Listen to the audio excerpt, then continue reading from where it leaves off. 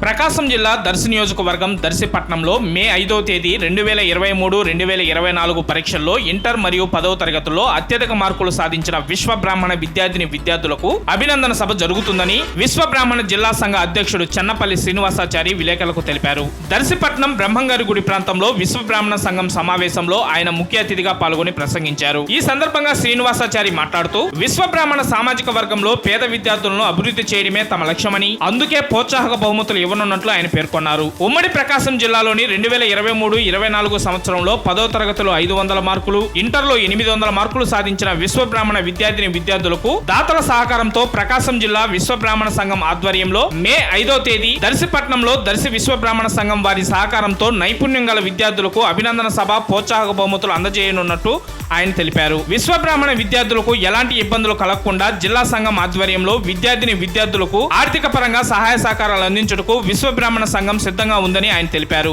ఈ సమావేశంలో జిల్లా ఆర్గనైజింగ్ సెక్రటరీ కుందుర్తి సీతారామాంజనేయులు, రాష్ట్ర కార్యదర్శి పొన్నంపల్లి బ్రహ్మానందం, జిల్లా ఉపాధ్యక్షులు కృష్ణపాటి వెంకటరత్నాచారి, అద్దంకి కార్యదర్శి ఏలూరి వీరబ్రహ్మాచారి, జిల్లా యువజన సంఘం అధ్యక్షులు తువ్వపాటి జనార్దనాచారి, సంఘం సీనియర్ నాయకులు కృష్ణమాచారి, స్థానిక విశ్వబ్రాహ్మణ సంఘం నాయకులు దొడ్డేటిపల్లి రామేశ్వరాచారి, గొల్లపాటి శ్రీనివాసాచారి, దొడ్డ చంద్రశేఖరాచారి, కణిత చంద్రశేఖరాచారి, కంచర్ల శ్రీనివాసాచారి, సత్యనారాయణాచారి, స్థానిక సంఘ నాయకులు, పెద్దలు తదితరులు పాల్గొన్నారు.